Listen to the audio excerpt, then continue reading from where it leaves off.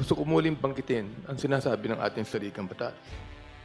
Article 11, the accountability of public officers. Pinagit na po ito sa opening statement ng ating chairwoman. Yung nakalagay po sa section 1, napakahalaga nito, mga kaibigan. Nakalagay, public office is a public trust.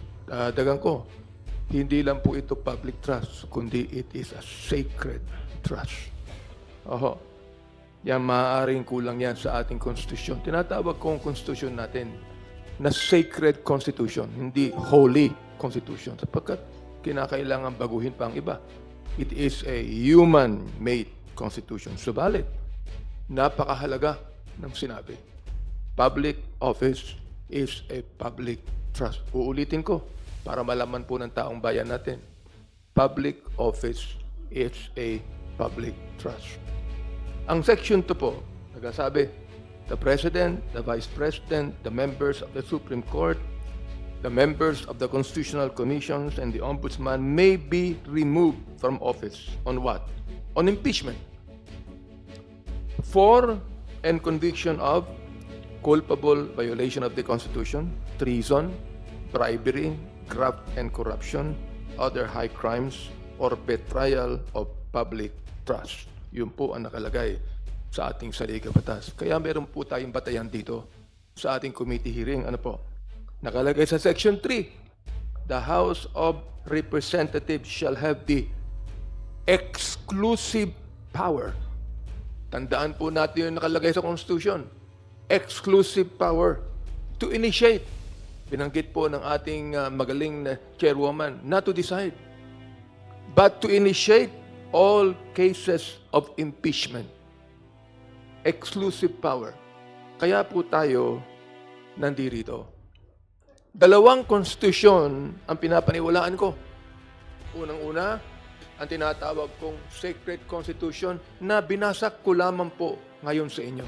Ang pangalawang pinapaniwalaan ko ay ang Divine Constitution na mismong ang Diyos ang gumawa. Now you take note, mga kaibigan. The law of Moses was actually delivered by Moses on the behest of God Himself. Ibig sabihin, ang unang-unang nagbigay ng batas, walang iba kundi ang Diyos. Palagay ko naman, tayong lahat dito, walang pasubali na naniniwala sa Diyos. Hindi po ba? Now, ano po nakalagay sa Divine Constitution na tinatawag kong Biblia? Ye shall know the truth, and the truth shall set you free. Now, of course, sa amin, sa theology, pag pinag-uusapan ng theological knowledge, ang pinag-uusapan pong truth dito ang Panginoong Jesucristo. But common knowledge will tell us the truth can be anything that people should know. Because only the truth, when people know it, can the whole nation be set free. And those who are guilty can be penalized. Yun po nakalagay. Ye shall know the truth, and the truth shall set you free. Naniniwala po ako in the judgment of God. Katulad na paniniwala ko in the judgment of human law.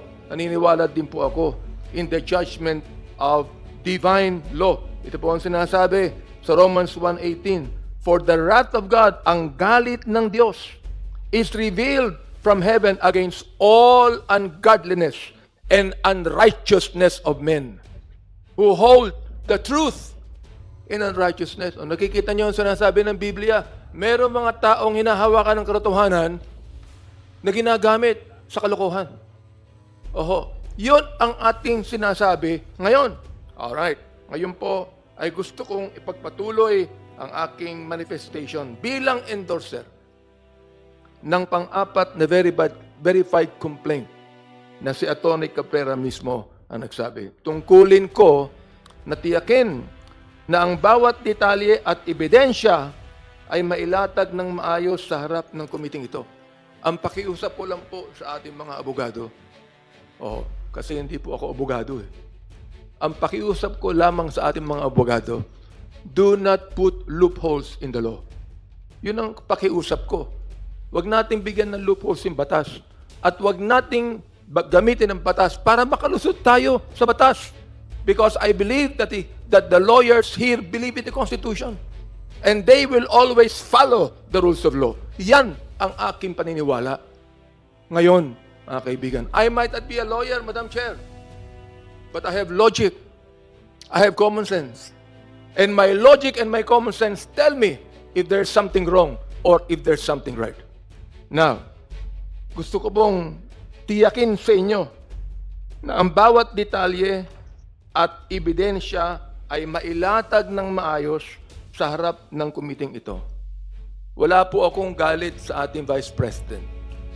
Wala po akong personal na galit sa kanya. In fact, just to let you know and to let our people know that when she ran for Vice President, I supported her. Hindi lamang ako nang support sa kanya, lahat ng aming mga churches supported the Vice President. Bakit? Naniniwala po kami sa kanyang ginagawa. So, balit dumating ang pagkakataong ito na dapat natin pag-usapan ito, and ito lang po ang gusto kong sabihin sa lahat. We are here committed to the issues at hand, not to any kind of personal conflict. Under Section 17 of the Rules of Procedure, in impeachment proceedings, the rule of court apply as supplementary to these proceedings. Jurisprudence and parliamentary practice dictate that we must examine at tinatawag po nating recital of facts to determine the pieces of evidence in support of this complaint under Section 5 of our impeachment rules. O ito, ano po yung mga yan, mga kaibigan? The core allegations, beyond confidential na tinatawag natin. Gusto ko pong tukuyin ang sinabi ni Ramil Madriaga. Madriaga's testimony provides a chilling look into the movement of public funds that circumvented every known audit safeguard. Number one, direct instructions from the Vice President. Madriaga identifies himself as a close ally and leader, stating he was formally introduced to then Mayor Sara Duterte in 2018 and tasked with intelligence gathering.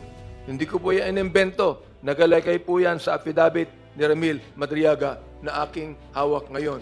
Kung ipapakita ko itong affidavit na ito. Ito po nakalagay lahat. Lahat ng babanggitin ko dito tungkol kay Ramil Madriaga nakalagay sa kanyang affidavit. Natanggap ko rin yung supplemental affidavit niya na ina-attest ang kanyang unang affidavit na ito. Mas makapal kaysa sa unang affidavit. Hindi ko po tutudukan itong supplemental affidavit at subalit sa pakakapahintulutan ng ating Madam Chair, maaaring ako din naman ay magtanong ng clarificatory questions tungkol sa supplemental affidavit na ito. Ayan. Ano po yung direct instructions na nanggaling sa Vice President? Sinabi ni Madriaga, ini-identify niya ang kanyang sarili as a close ally and leader, is stating, ito po he was formally introduced to then Mayor Sara Duterte in 2018 and tasked with what? Intelligence gathering. He claims, yun ang sinabi niya, he formed the Inday Sara Duterte is my president. In short, ISIP.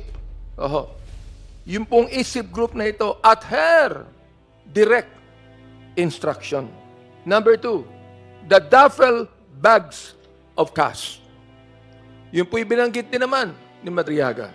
Most importantly, Madriaga narrates that on December 2022, the same day the OVP encashed 125 million in confidential funds, he witnessed the transfer. Nakita niya ang pagkaka-transfer ng 4 na duffel bags, each containing between 33 million pesos to 35 million pesos. Yun po ang sinasabi ng kanyang affidavit. Number 3, the SM Mega Mall and Ombudsman deliveries. He details driving a white Vios. Pati yung anim ng kotse, binanggit niya. Pati yung kulay, binanggit niya. Filled with 80 million pesos in cash to the SM Mega Mall parking lot, leaving the keys on the tire for retrieval. He further alleges, ito po, a similar drop-off at the Ombudsman parking compound. Number 4, the Pogo connection. Kung maalala po ninyo, sa Quadcom hearing po namin, tinudukan namin ang Pogo connection na yan. At dahilan po dyan, ngayon, bawal na lahat ng mga Pogo sa ating bansa. Madriaga alleges that the national campaign of ISIP Pilipinas was funded by Pogo operators and drug dealers. Yan ang sinabi niya. And that he personally picked up bags of cash at locations like the Grand Hyatt BGC and the Seda Hotel. Now, when it comes to justification for clarificatory question, for example, Madam Chair, Section 7 of our impeachment rules grants this committee the power to, and I quote, issue compulsory processes for the attendance of witnesses and the production of documents. End of quote. Now, if these allegations are true, nilalagyan po ng if eh. Kapag hindi naman tayo nagko-convict dito eh. If these allegations are true, we are looking at the literal conversion of the public treasury into duffel bags for private distribution. This is why clarificatory questions are not just a procedural right. They are a constitutional necessity. That we need to ask, bakit kailangang dumaan ang pera sa duffel bag? At car tarkis kung legal ito. How can the Office of the Vice President justify spending 125 million pesos in just 11 days in safe houses for payers that PSA says do not even exist? If there is nothing to hide, Madam Chair, ladies and gentlemen, if there is nothing to hide, therefore, there is nothing to fear. From what others term to be fishing expedition. Hindi ba? Yun ang sabi ng iba eh. Fishing expedition. Why? Because the waters will come up empty. How can you have fishing expedition when there is no water itself to justify it? But if the water is murky, the people deserve to know what is swimming underneath. And that is the duty of this Committee on Justice hearing. All right. On the fishing expedition and mini trial claims, Madam Chair, may mga pumupuna na ang ginagawa natin ay isang fishing expedition o isang mini trial. Dito po, sa hearing na ito. Let's be clear. Hindi ako abogado, pero naiintindihan kong ibig sabihin yan eh. Alright? Let's be clear. We are not here to convict. Sinabi na yan ni Madam Chair. We are here to determine a what? A threshold. To determine a threshold.